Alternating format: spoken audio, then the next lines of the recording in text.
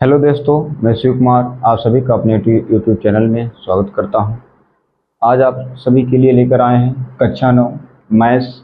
ठीक है, अब यहां पर शुरू होने वाला कक्षा 9 मैथ्स का, जहां पर आप लोगों को कंप्लीट वीडियो देखने को मिलेगा।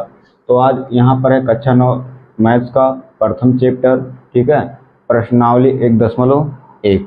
प्रश्नावली 1.1 यहाँ पर देखेंगे पहला क्वेश्चन दिया गया, क्या शून्य एक परिमेय संख्या है? Question mark.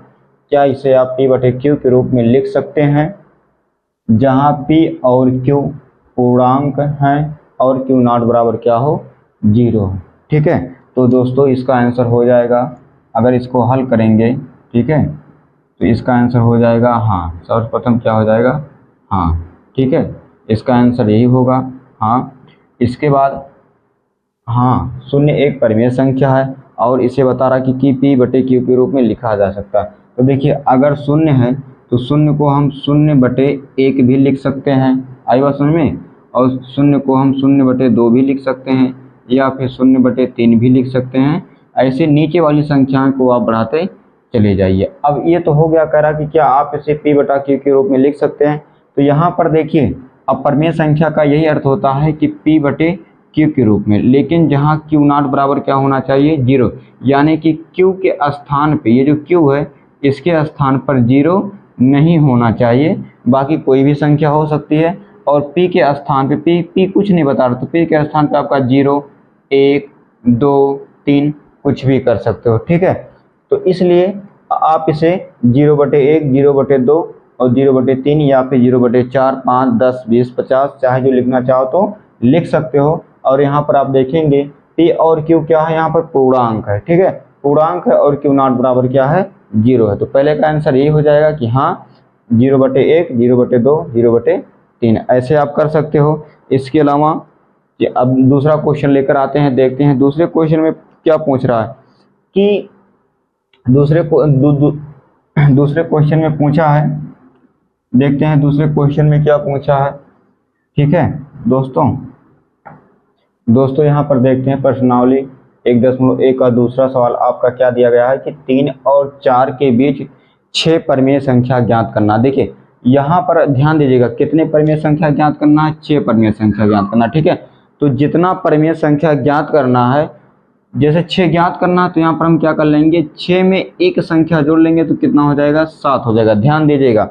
अच्छा, किनके बीच में ज्ञात करना है, ठीक है, 3 और 4 के बीच में ज्ञात करना। तो यहाँ पर हम कर लेंगे 3 और, ठीक है, क्या कर लेंगे, 4। अब देखिए, अब इसको परिमेय संख्या, तो इसको हम P/Q के रूप में कर सकते हैं। तो यहाँ पर देखिए 3 के नीचे कुछ नहीं है तो हम क्या मान लेंगे, 1 मान लेंगे। यहाँ पर भी क्या मान लेंगे, 1 मान लेंगे। ठीक है, यानी कि अभी आपका हो गया 3/1 और यहाँ पर क्या हो गया, 4/1 हो गया। कितने परिमेय संख्या ज्ञात करना, 6। तो जितनी परिमेय संख्या ज्ञात करना है उसमें एक संख्या को ऐड कर देंगे। तो 6 में ज्ञात करना तो 7। ठीक है, कितना हो जाएगा, 1 ऐड करेंगे 7 हो जाएगा। तो अब इसी ऊपर वाली संख्याओं में हम 7 से क्या करेंगे, गुणा कर देंगे। ऊपर वाली संख्याओं में किससे गुणा कर देंगे, 7 से गुणा कर देंगे। दोनों तरफ बाबू, दोनों तरफ किससे गुणा कर देंगे, 7 से गुणा कर देंगे। तो 7 से गुणा करने के बाद क्या आ जाएगा, 7 त्रिका 21 और 1 सत्ते 7। ठीक है, कामा यहाँ पर 7 चौक 28 और 1 सत्ते 7 हो गया। अब देखिए 28, तो यहाँ पर क्या करेंगे, 21/7 और 28/7 है, तो हम इसको ऐसे लिखेंगे। यहाँ पर देखिए 22/7, ठीक है, 23/7, 24/7, 25/7, 26/7, 27/7। ठीक है, अब इसके बाद हो जाएगा 28/7 हो जाएगा। अच्छा, अब यही देखिए कह रहा है 3 और 4 के मध्य 6 परिमेय संख्या। तो यहाँ पर देखिए, ये आपका पहली संख्या था, ये आपका पहली संख्या था, 21/7 आया था, और ये आपका दूसरी संख्या था जिसमें 4/7, 4 × 7 से ऊपर नीचे गुणा किए थे ना, तो 28/7 आया था।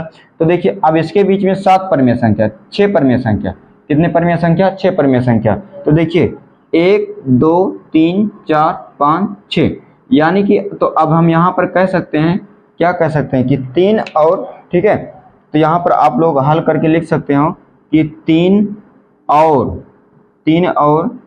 4 के मध्य 6 परमीय संख्या, 6 परमीय संख्या, 6 परमीय संख्या, ठीक है। परमीय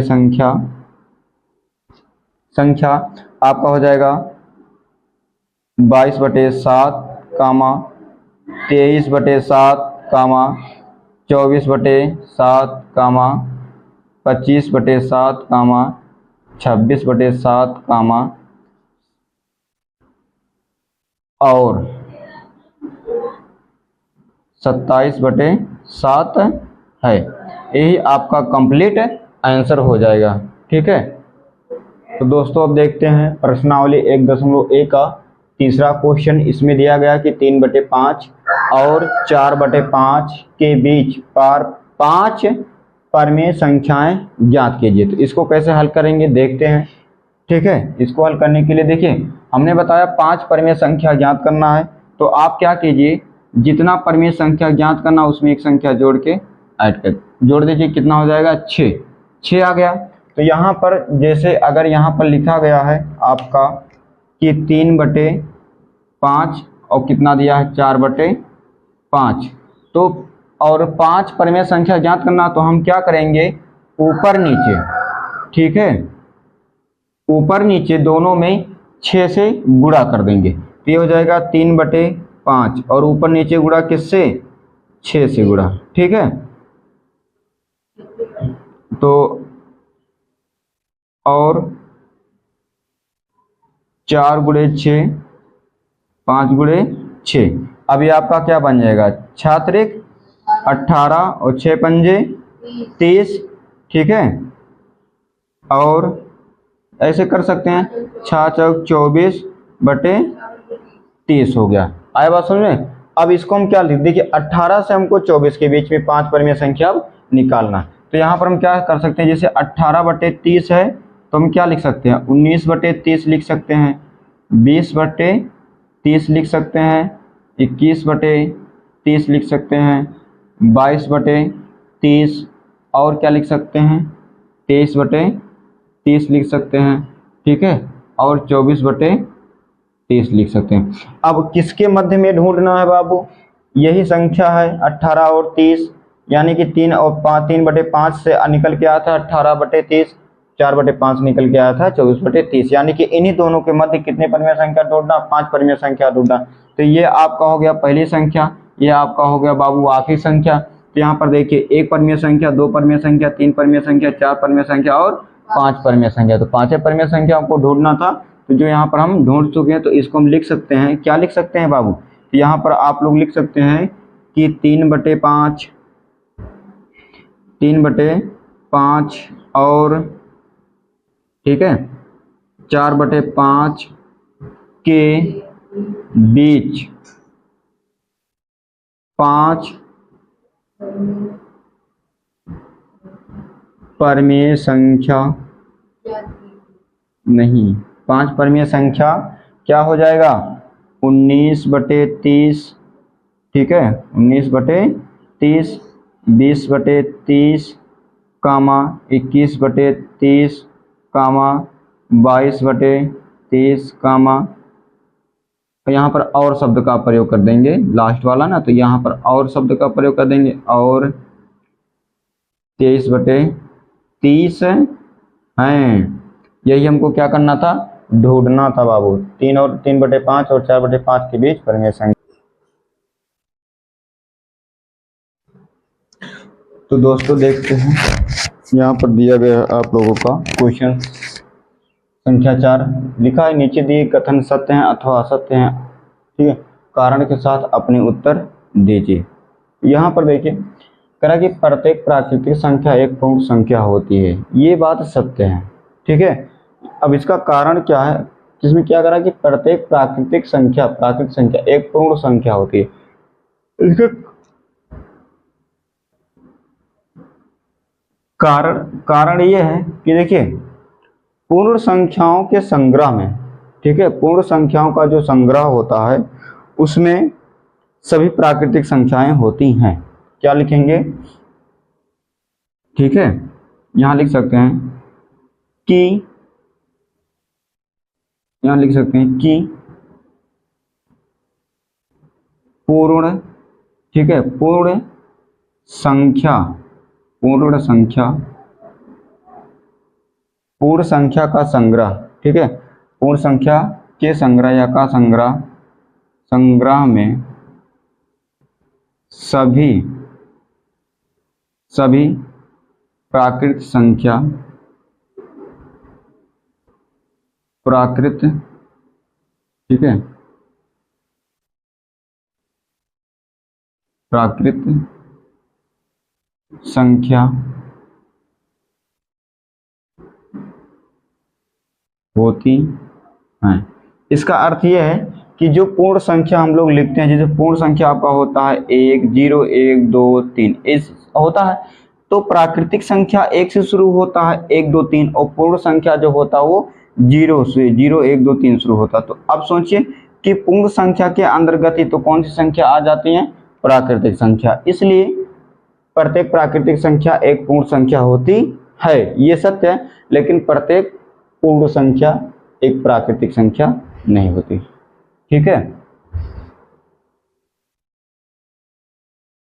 अच्छा, यहां पर कहा कि प्रत्येक पूर्णांक एक पूर्ण संख्या होती है, ध्यान दीजिएगा, कह रहा कि प्रत्येक पूर्णांक एक पूर्ण संख्या होती है। ये कथन क्या है, ये असत्य है, ये कथन क्या है, असत्य है। क्यों, ठीक है, क्योंकि यहाँ पर देखिए, अगर कारण देख सकते हो तो कारण लिख सकते हो, यहाँ पर कारण में लिख सकते हो, जैसे -1 या फिर -2 या फिर -3, ठीक है, एक पूर्णांक संख्या है, ठीक है, एक पूर्णांक संख्या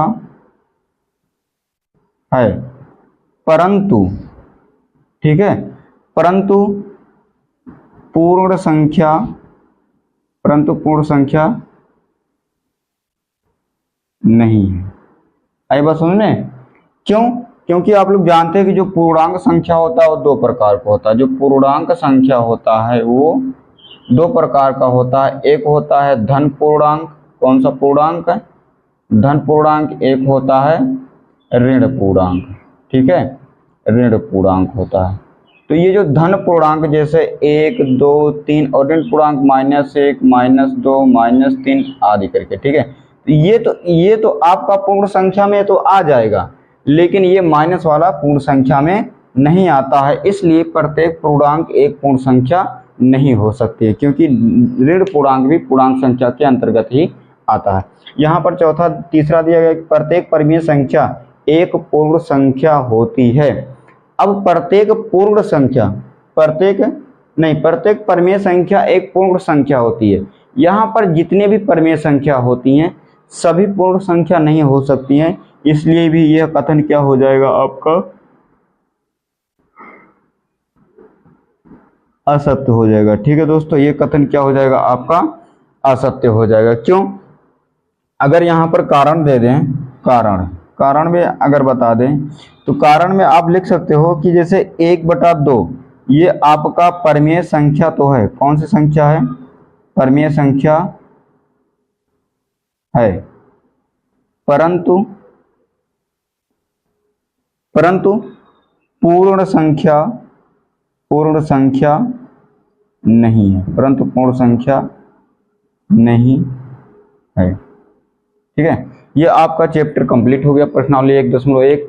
नेक्स्ट वीडियो में लेकर आएंगे प्रश्नावली 1.2, उसमें देखेंगे कि क्या क्या आपका प्रश्न दिया गया है, ठीक है। यदि वीडियो पसंद आया हो तो लाइक करें, चैनल पे यदि नए हैं तो चैनल को प्लीज़ सब्सक्राइब करें और ज़्यादा से ज़्यादा अपने मित्रों को भी शेयर करें, ठीक है। मिलेंगे नेक्स्ट वीडियो में, तब तक के लिए नमस्कार।